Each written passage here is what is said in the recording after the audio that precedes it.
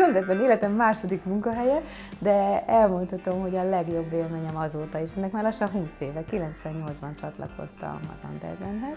Váltani akartam, én műszaki területről érkeztem. A karrieremet akartam megcsinálni, vagy kiteljesedni, abból a szempontból, hogy valahol én egy közgazdász vagyok, aki nem akart igazából belefolyni sem az adózásba, se az auditorságba, se a jogi területre, de marketingesként és üzletfejlesztőként hihetetlen rálátást kaptam ezekre a területekre, és mindenkivel együtt tudtam dolgozni. Az első interjún kiderült, hogy az Andersen teljesen más, mint a többi. Ez volt a lényege és a triggere, hogy miért mondtam igent.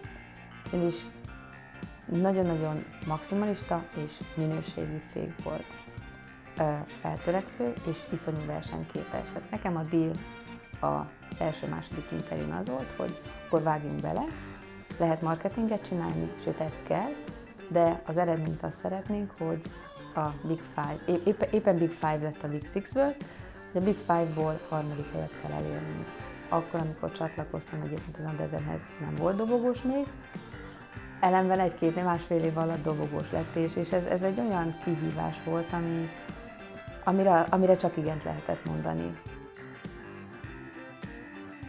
A 2002-es mondjuk egy válság, nekem az kihívás volt, és egy hatalmas megtanulás. És kihívással éltem meg ezeket az éjszakákat, meg nappalokat, mert nem volt másról szó, csak amikor fölébredtünk, nézzük, hogy mi történt Amerikában, akkor az előző este előkészített sajtóanyagokat, vagy kríziskommunikációt, hogy igazítsuk a overnight, vagy az éjszaka történéseire.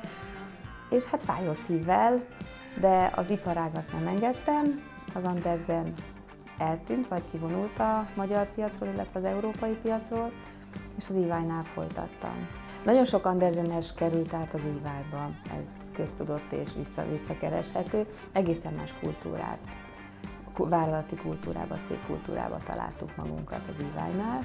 Most a Tata Consultancy Services-nél dolgozom. Ez egy indiai eredetű, de már egy globális cég.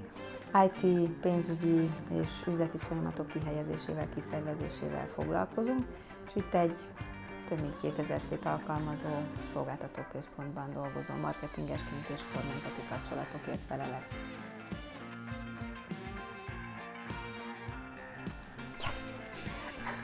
Körülbelül nagyon-nagyon örültem, tehát én több multinacionális cégnél dolgoztam, de az Andersen nagyon-nagyon a szívemhez nőtt. Már nem lehet a régi Big Five vagy Big Four-os világot visszaállítani, de nem is lehet ugyanabba a folyóba még egyszer visszalépni, de nagyon-nagyon örülök, hogy újból van Andersen, és a régi logóval, a szép ajtóval.